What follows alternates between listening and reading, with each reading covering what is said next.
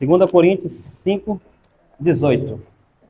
2 Coríntios 5, 18, meus irmãos, um texto conhecido da palavra de Deus e maravilhoso para a nossa meditação nessa noite. Amém? 2 Coríntios 5, 18. Assim diz a palavra do Senhor. Ora, tudo provém de Deus, que nos reconciliou consigo mesmo por meio de Cristo e nos deu o ministério da reconciliação, a saber que Deus estava em Cristo reconciliando consigo o mundo, não imputando aos homens as suas transgressões, e nos confiou a palavra da reconciliação. De sorte que somos embaixadores em nome de Cristo, como se Deus exortasse por nosso intermédio. Em nome de Cristo, pois, rogamos que vos reconcilieis com Deus. Aquele que não conheceu o pecado, ele o fez pecado por nós, para que nele fôssemos feitos justiça de Deus. Amém, meus irmãos? Amém. Que Deus abençoe nessa noite a sua palavra e nos ensine. Meus irmãos, todo mundo já brigou um dia com alguém. Quando criança, com seus irmãos, talvez você numa brincadeira dentro de casa, acabou brigando, talvez com palavras, talvez até com uma briga física dentro da sua casa. Mas em algum momento ali do dia mesmo ou do outro dia, você volta a se falar com seu irmão, você volta a ter relação com ele, você volta a ter contato. O que aconteceu aí? Por que acontece isso? Porque ali houve o quê? Reconciliação. Uma vez que tinham brigado, uma vez que tinham se separado, uma vez que tinham rompido os laços, mas agora eles voltaram a ter relacionamento, ou seja, eles voltaram a ter reconciliação. Isso acontece com o casal, isso acontece entre amigos, isso acontece em família, isso acontece na igreja. Pode ser que tenhamos uma ou outro tipo de desavença, que venhamos a nos apartar um dos outros por determinado motivo. Mas, em algum momento, nós voltamos a nos falar, nós voltamos a nos relacionar, nós voltamos a ter contato uns com os outros. Por quê? Porque ali houve reconciliação.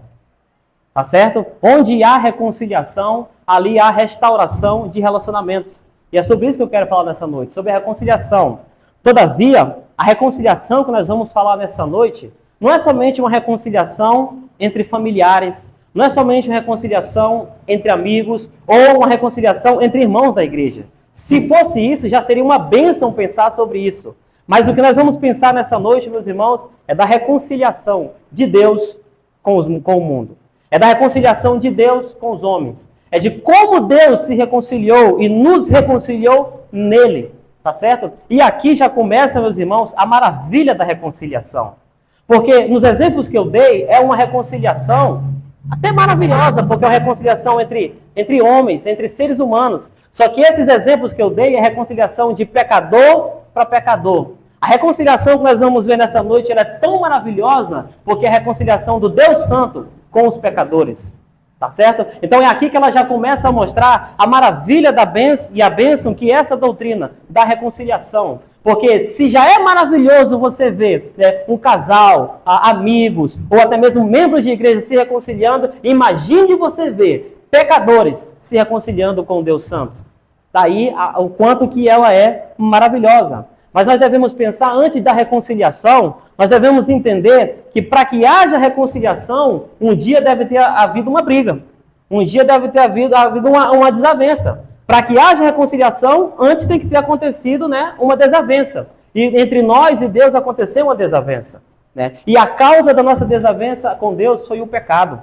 O pecado, ele faz separação entre nós e o nosso Deus, como diz o texto de Isaías 59, 1 e 2. As vossas ofensas e os vossos pecados é que fazem separação entre vocês e o vosso Deus. Então, só houve a necessidade da reconciliação, porque um dia houve a quebra desse relacionamento entre nós e Deus. E a quebra desse relacionamento entre nós e Deus foi responsabilidade única e exclusiva nossa, por causa do pecado. O pecado separa, o pecado afasta. E o pecado, ele não foi somente uma desobediência à ordem de Deus, mas a sua consequência principal é uma quebra de relacionamento. No momento em que nós pecamos, nós quebramos o vínculo. Tá certo? Não foi simplesmente uma quebra de confiança entre dois amigos. Foi uma quebra de relacionamento entre o Deus Santo e o seu povo que ele tinha feito e agora é um povo que está afastado dele. Então daqui nós já vemos a necessidade da reconciliação. Só tem necessidade de reconciliação quem tem pecado. Só tem necessidade de reconciliação quem é pecador. Porque foi por causa do pecado que nós nos afastamos de Deus. Foi por causa do pecado que houve uma desavença. E é por causa do pecado que agora existe e exige uma necessidade de reconciliação. Uma necessidade de reconciliação entre Deus e nós, pecadores. E é sobre isso que nós vamos falar nessa noite, meus irmãos, tá certo? Hoje nós temos uma necessidade imensa, gigante, de se reconciliar com Deus. A grande necessidade da humanidade não é pousar em Marte. A grande necessidade da humanidade não é uma internet mais veloz. A grande necessidade da humanidade não é sequer encontrar a cura para o câncer, que seria uma maravilha. A grande necessidade da humanidade é se reconciliar com Deus.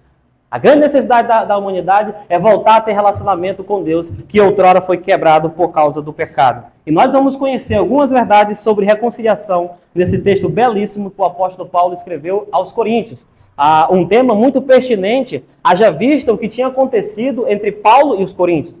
Paulo escreveu uma primeira carta aos Coríntios, essa igreja ele mesmo fundou, e ele escreveu essa primeira carta porque lá ele descobriu que estava tendo muitos problemas naquela igreja. E então ele escreve uma primeira carta, logo depois, por algumas referências na segunda carta de Paulo, nós sabemos que ele escreveu uma outra carta para esse povo, uma carta que para ele foi muito pesada de escrever, haja vista, né? Ele falou coisas duras para aquele povo, porque era necessário. Então, Paulo aqui tinha tido algum tipo de desavença com o povo por causa da desobediência deles à palavra de Deus. Ele cita também na segunda carta uma visita dolorosa que ele fez, né? Porque rever os irmãos nesse momento de desavença não tinha sido tão gostoso para Paulo, tão prazeroso, né? Mas foi uma visita dolorosa. E em seguida ele escreve essa segunda carta, porque graças à misericórdia do bom Deus, boa parte dos irmãos em Coríntios haviam se arrependido, haviam entendido que Paulo estava com a razão, porque ele tinha falado a respeito das coisas de Deus, né? E ele então escreve essa carta, né? E nesse momento muito oportuno, ele fala sobre a reconciliação, né? E eu quero aqui, junto com vocês, ver algumas verdades sobre a reconciliação. E é interessante nós pensarmos que Paulo escreveu esse texto sobre reconciliação para os irmãos em Coríntios, mas o que nós vemos aqui são verdades maravilhosas para todas as pessoas em todos os tempos. Não foi só algo que só os coríntios precisavam, mas é algo que todos nós precisamos, que é de reconciliação. E a primeira verdade que nós podemos ver aqui no texto, meus irmãos, é que a reconciliação é uma obra divina. O que diz o texto? O texto diz, tudo provém de Deus. No verso 18. No verso 19 o texto diz, a saber que Deus estava reconciliando consigo o mundo em Cristo. E o verso de número 21 diz, ele, isto é, Deus o fez pecado por nós. Todas as ações aqui, meus irmãos, elas estão sendo direcionadas a Deus. Em todo momento aqui, quem está tomando a ação, quem está tomando a dianteira, como nós falamos, quem está dando, né, o início e também consumando, é Deus. A obra de reconciliação, meus irmãos, ela é maravilhosa, porque isso quer dizer que não depende dos nossos méritos e também nem dos nossos deméritos. Deus ele fez tudo isso por sua graça. Ora, tudo provém de Deus. E diz o texto que Deus estava nos reconciliando com Ele mesmo lá em Cristo. Então, meus irmãos, nós vemos aqui, né, que Deus faz tudo por sua própria vontade. Em sua soberania, Deus quis fazer assim. Tudo provém de Deus. A reconciliação é uma obra divina. Nós dizemos que reconciliação é uma obra monergista, porque ela depende exclusivamente de Deus. Não é que Deus começou e você terminou. Não é que Deus deu o primeiro passo e então você dá o segundo. Não, a Bíblia diz que tudo provém de Deus. Diz que Deus estava em Cristo e diz que Ele o fez pecado por nós. E essa é a maravilha dessa doutrina. E veja que os verbos também, pessoal, os verbos aparecem todos no passado. O que ele diz aqui? Tudo provém de Deus, né? Que nos reconciliou, passado, estava em Cristo, passado, e Ele o fez pecado por nós. Todos os verbos aqui aparecem no passado, porque é uma obra já consumada. É uma obra que já aconteceu. Aqui Paulo ele já está olhando para o passado, né? Porque ele está olhando para a verdade da cruz.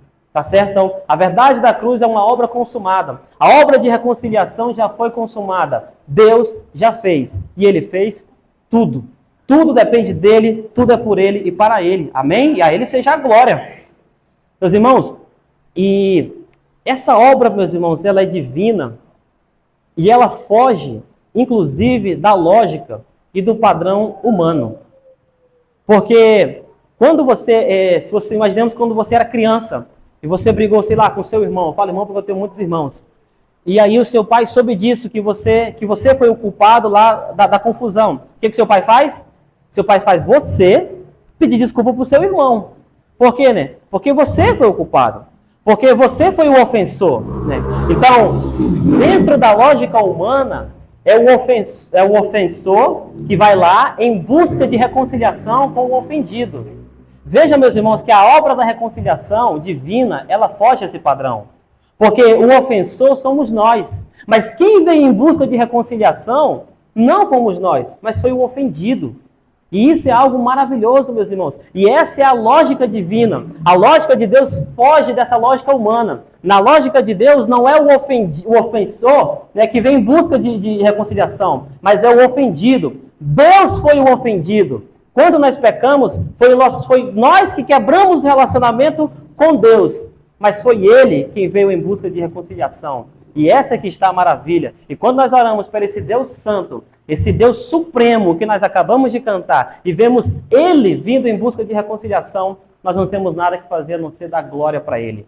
A reconciliação divina, ela foge do padrão humano, porque é o ofendido que veio em busca de reconciliação, né? E Ele fez isso, tá certo, né? E Ele fez isso, pessoal, de uma maneira maravilhosa, porque diz o texto, né, que a saber, Deus estava em Cristo, reconciliando com o mundo consigo mesmo, não imputando aos homens, né, aos pecadores, as suas transgressões.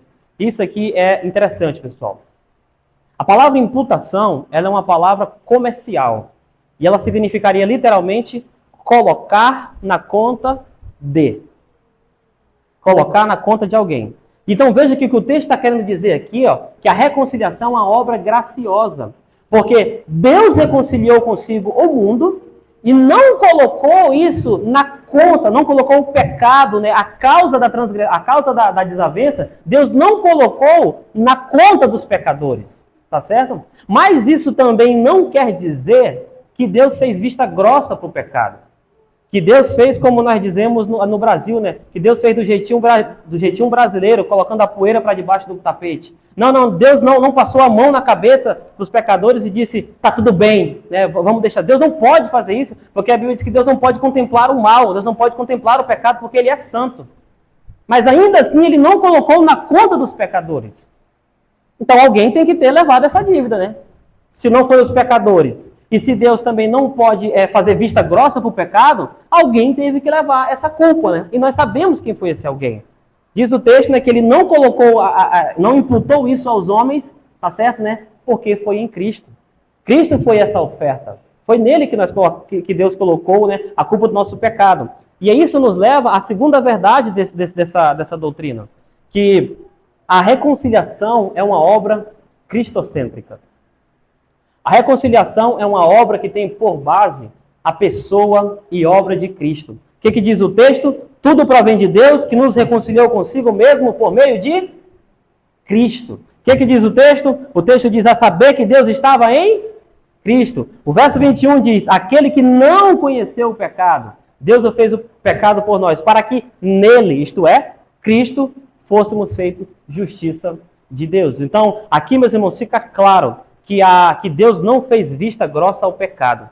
Que Deus simplesmente não colocou a mão na nossa cabeça e disse, está tudo bem. Não. Essa culpa alguém levou. Deus imputou essa culpa na pessoa de Cristo.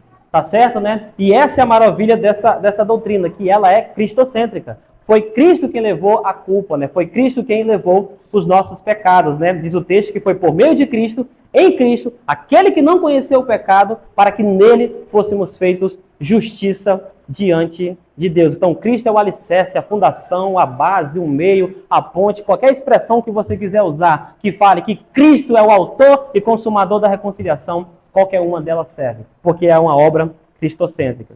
Meus irmãos, e quando nós entendemos isso, não somente por esse texto, mas também por toda a Escritura, é que Cristo, não é que ele foi um meio de reconciliação. Não, é que Cristo é o único meio de reconciliação. Lá em Timóteo vai dizer o quê? Que ele é o único mediador entre Deus e os homens, né? Assim, Timóteo 2,5, tá certo? Vai dizer que ele é o único, né? E agora, por que Cristo fez isso? Por que só Cristo poderia fazer isso? Por que não Abraão? Por que não Davi? A gente fala, o pessoal não fala por aí, né? Pra gente, siga o exemplo de Abraão, siga o exemplo de Davi, né? Todos homens, grandes homens, né? Por que não eles, né? Nenhum deles, meus irmãos, era qualificado para isso. E agora eu quero chamar a sua atenção para pensar sobre uma doutrina maravilhosa que nós reivindicamos, inclusive por causa da doutrina da reconciliação. Que é a doutrina que nós entendemos que Cristo é perfeitamente homem e que Cristo é perfeitamente Deus. E pela doutrina da reconciliação nós conseguimos entender isso. Por quê? Quem foi que pecou? O homem. E quem foi que pecou contra quem? Contra Deus. De tal forma que o único que conseguiria reconciliar esses dois seria um que fosse quê? Homem e Deus ao mesmo tempo.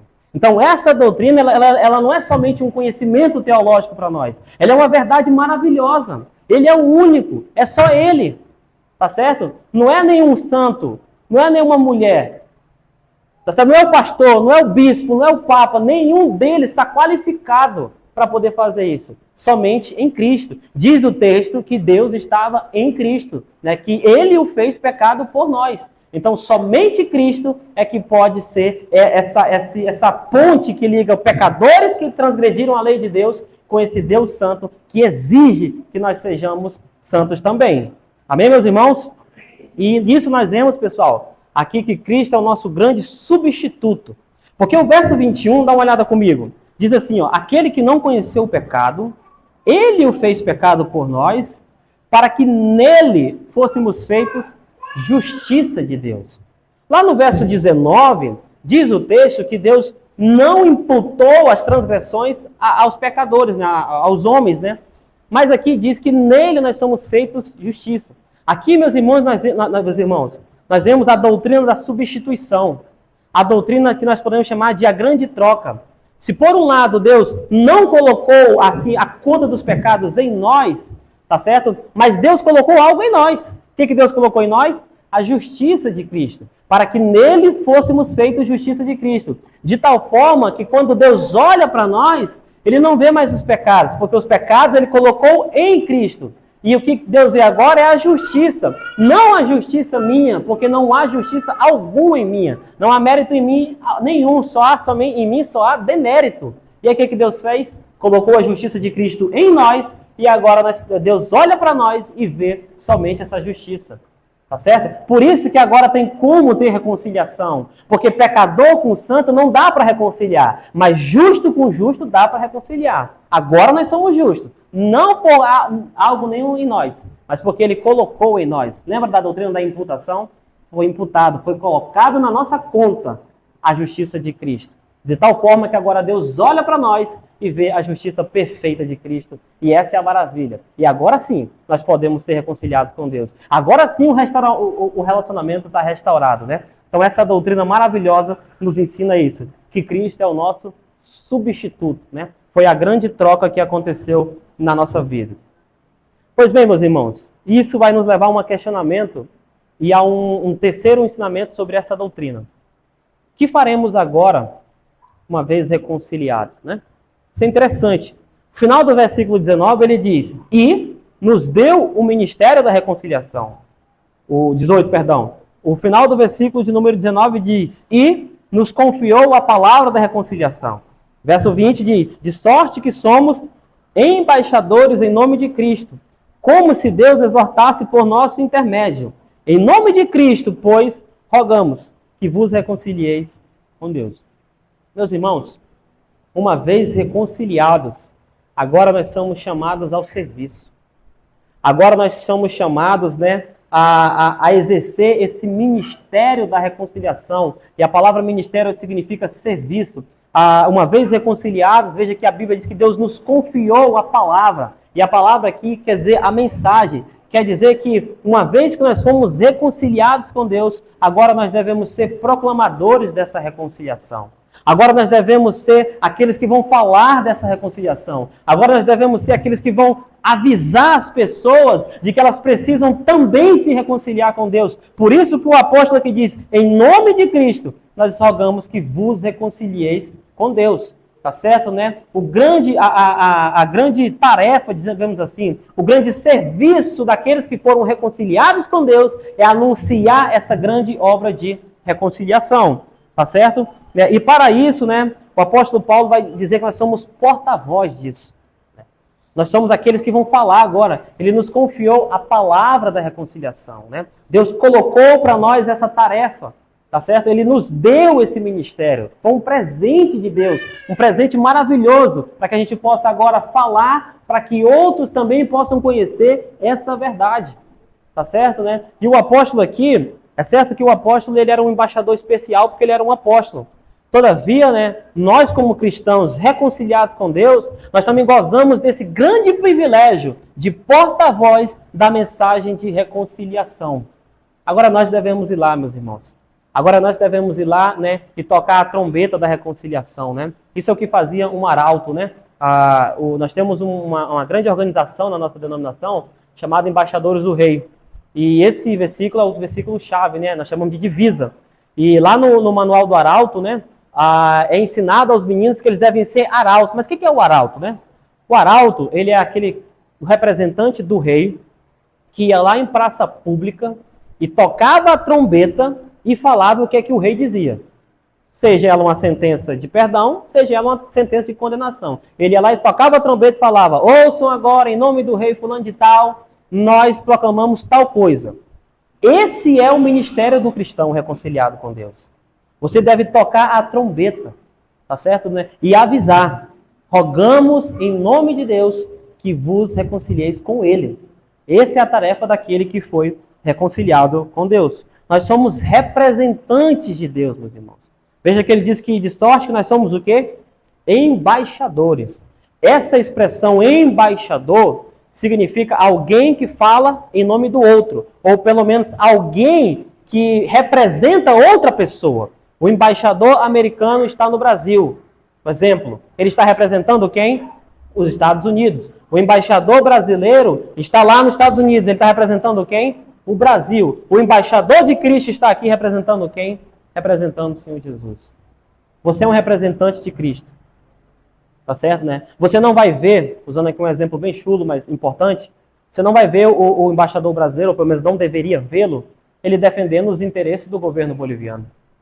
Ele vai defender os interesses do Brasil. Da mesma forma que nós não devemos ver um servo de Cristo defendendo os interesses de Satanás, os interesses do mundo, os interesses da carne. O representante de Cristo, ele vai falar em nome de Cristo. Ele vai defender e ele vai falar dos interesses do seu rei, daquele que ele representa. Não tem como eu lhe enviar numa missão para falar de mim e você falar de outra pessoa. Tá certo? Então, como representante de Cristo, nós representamos os interesses dele. Tá certo? Nós somos embaixadores e representantes de Deus. Outra verdade que Paulo fala aqui, meus irmãos, ele fala sobre o conteúdo da mensagem. Olha o que ele diz, né? Em nome de Cristo, rogamos. Meus irmãos, a mensagem não é nossa. A mensagem não é da igreja. A mensagem não é do pastor. A mensagem é de Cristo. E a mensagem não somente é de Cristo, como a mensagem também é Cristo. Tá certo, né? O nosso poder e a nossa autoridade é em nome de Cristo. Veja o que o apóstolo Paulo fala. Em nome de Cristo. A autoridade daquele que foi reconciliado com Deus para falar sobre reconciliação é o próprio Cristo. Nós falamos em nome dele porque nós assim o representamos. Amém? Então, a reconciliação nos leva ao serviço de Deus, como porta-voz de Deus, como representante de Deus e como aqueles que pregam uma só mensagem. E é Cristo e este crucificado, como disse o apóstolo Paulo. A nossa mensagem é ele. Tá certo? A nossa mensagem é essa.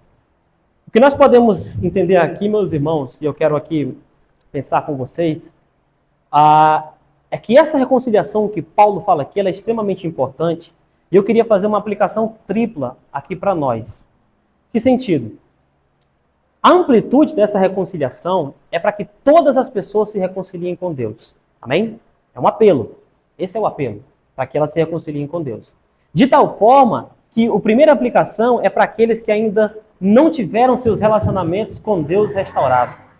É para aqueles que ainda não confessaram o Senhor Jesus Cristo. É para aqueles que ainda não abriram as portas do seu coração e entregaram sua vida a Jesus. Esses precisam e urgentemente se reconciliar com Deus. Em nome de Cristo, rogamos que vos reconcilieis com Deus. Essa mensagem é para aqueles que não têm ainda e que não encontraram ainda, e que não encontraram a verdadeira forma de se achegar a Deus, que é somente por meio de Cristo, que precisam ter o seu relacionamento restaurado. Você que ainda não tem Cristo, você está em desavença contra um Deus Santo. E o único jeito única forma de dar um jeito nessa desavença é por meio de Cristo. Por meio de Cristo, estava em Cristo, Ele o fez pecado por nós, para que nele fôssemos feitos justiça de Deus, diz o texto da Escritura. Tá certo? Não é por meio do pastor, não é por meio de mais ninguém, a não ser por meio de Cristo. Tá certo? Porém, eu li um livro maravilhoso há uns tempos atrás, chamado, O que é um membro de uma igreja saudável. E lá ele fala que uma das coisas que nós precisamos ter para ser um membro de uma igreja saudável é ser saturado com o Evangelho. E ele disse lá uma verdade que marcou o meu coração, e eu também estava daquele jeito.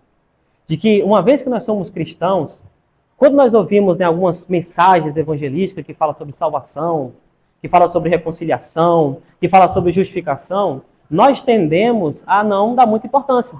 Porque você está lá sentado no banco da igreja e fala assim, não, eu já tenho Jesus, já estou reconciliado com Deus. Isso aí é para, talvez, para o fulano ali que não aceitou Jesus ainda. Né? E essa é uma tendência do coração de nós cristãos. Mas, pessoal, relembrar as verdades que nos trouxeram para Deus, se tem uma coisa mais maravilhosa que isso, eu não sei. Você que já foi reconciliado com Deus, você precisa relembrar dessa verdade todas as vezes. Não é para isso que você ceia todo mês? Não é para isso que nós nos reunimos como igreja para cear, para relembrar, para rememorar aquilo que Deus fez por nós? Então, meus irmãos, ouvir as velhas verdades é algo maravilhoso. Foi isso, por exemplo, que me fez ler livros que eu já tinha lido. Eu queria ler sempre coisa nova. Mas despertou-me uma vontade de ler as verdades velhas, porque isso é extremamente importante. E ainda tem um outro sentido para aqueles que já estão reconciliados com Deus, que é o seguinte: nós estamos reconciliados com Deus, glória a Deus, mas nós ainda somos pecadores. Mas nós ainda pecamos. De tal forma que todos os dias nós precisamos nos reconciliar com Deus. Claro, a diferença agora é que eu não vou mais me reconciliar com Deus para a salvação, mas porque eu sou salvo e quero ter vida com Deus. É agora, tá certo? Então, a vida cristã, meus irmãos, ela é uma vida de reconciliação diária. Todos os dias nós pecamos. Então, nesse sentido de ter vida com Deus, nós precisamos nos reconciliar todos os dias com Deus. Lembre-se que Paulo estava escrevendo aqui para uma igreja. Tá certo? E a outra aplicação é essa, a de que, se nós já somos reconciliados, nós precisamos ser proclamadores dessa reconciliação.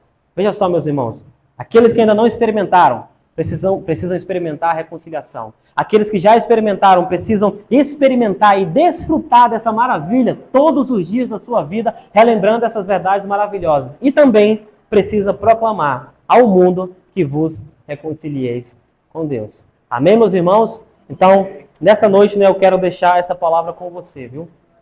Que nós possamos desfrutar dessa verdade maravilhosa, que em nome de Cristo nos reconciliemos com Deus. Amém. Glória a Deus.